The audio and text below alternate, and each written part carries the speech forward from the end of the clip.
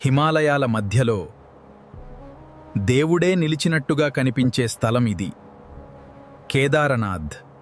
ఇది సాధారణ ఆలయం కాదు, శివుడి 12 జ్యోతిర్లింగాలలో ఒకటి. ఎంత మంచు, ఎంత తుఫాన్ వచ్చినా ఈ ఆలయం ఎప్పుడూ కదలదు. 2013లో భారీ వరదలు వచ్చినా శివుడి ఆలయానికి ఏమీ కాలేదు.